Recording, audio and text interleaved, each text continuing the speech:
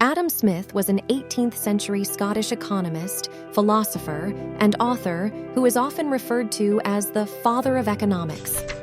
He was born on June 16, 1723, in Kirkcaldy, Scotland, and his contributions to economic thought have had a profound and lasting impact on our economy today. Adam Smith is best known for his seminal work, An Inquiry into the Nature and Causes of the Wealth of Nations, commonly known as The Wealth of Nations, which was published in 1776. In this groundbreaking book, Smith laid the intellectual foundation for modern economics. Here are some key aspects of his impact on our economy today.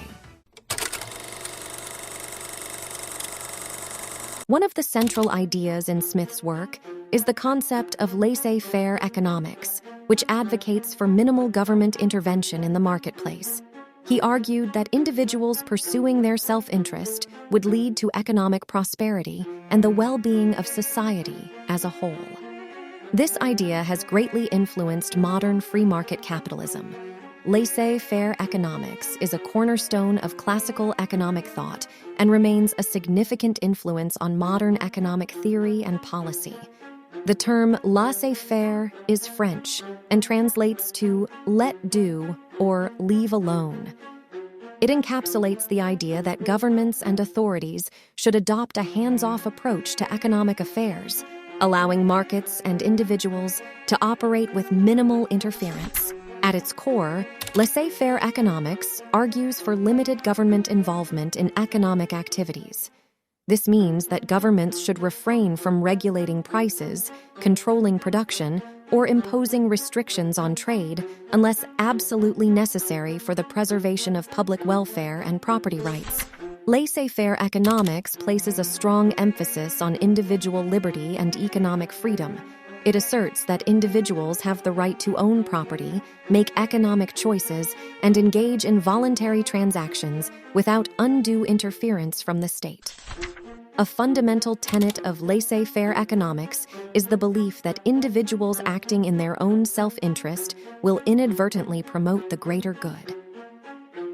This idea is often summarized by Adam Smith's concept of the invisible hand, which suggests that when individuals pursue their economic self-interest, they unintentionally contribute to the well-being of society by stimulating competition, innovation, and efficiency. Laissez-faire economics envisions free markets as the ideal economic system. In a free market, prices are determined by supply and demand, and competition among businesses ensures that goods and services are produced efficiently and at the lowest possible cost. The absence of government price controls allows market forces to set equitable prices. Advocates of laissez-faire economics argue that this approach fosters wealth creation and economic growth. By permitting individuals and businesses to innovate, invest, and take risks, laissez-faire policies can lead to increased prosperity for society as a whole. Critics of laissez-faire economics point out that it can result in income inequality, market failures, and negative externalities, harmful consequences of economic activities, such as pollution. They argue that some level of government regulation is necessary to address these issues and ensure social welfare. While pure laissez-faire policies are rare in practice, the principles of limited government intervention and market-oriented policies continue to influence economic systems around the world. Many countries implement a mix of free market capitalism and government regulations to balance economic efficiency with social welfare. Smith famously coined the term the invisible hand to describe how the self-interested actions of individuals in a free market can unintentionally benefit society as a whole. The idea is that when individuals and businesses seek to maximize their own profits, they inadvertently contribute to the overall economic good. Adam Smith used the invisible hand to describe the self-regulating nature of a free market economy. He posited that when individuals pursue their own self-interest in economic transactions, they unintentionally contribute to the overall well-being of society.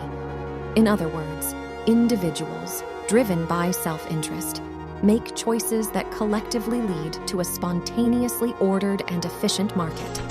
The metaphor suggests that without any central authority or government directive, market participants, including consumers and producers, are guided by their self-interest to buy and sell goods and services at prices that reflect supply and demand. In doing so, they unknowingly coordinate economic activities and allocate resources effectively. Central to the concept of the invisible hand is the price mechanism. Prices in a free market are not set by decree, but are determined by the forces of supply and demand. When prices rise due to increased demand or reduced supply, individuals are incentivized to produce more or seek alternatives, which eventually restores equilibrium. Smith argued that this self-regulating mechanism results in the optimal allocation of resources. If a particular good becomes more profitable to produce due to high demand, resources shift toward its production, ultimately benefiting consumers. Conversely, if a product becomes less desirable, resources shift away, preventing waste. The concept suggests that the pursuit of individual self-interest within the confines of competitive markets leads to economic efficiency. Firms strive to produce goods efficiently to maximize profits, and consumers seek value for their money. This drive for efficiency benefits society as a whole by reducing waste and ensuring resources are used effectively. While the invisible hand is a powerful concept, it does have limitations. It assumes perfect competition, complete information, and rational decision-making, which may not always hold true in real-world markets. Critics argue that it doesn't account for market failures, externalities, or income inequality, necessitating some government intervention in specific cases. Despite its limitations, the invisible hand remains a vital concept in economics.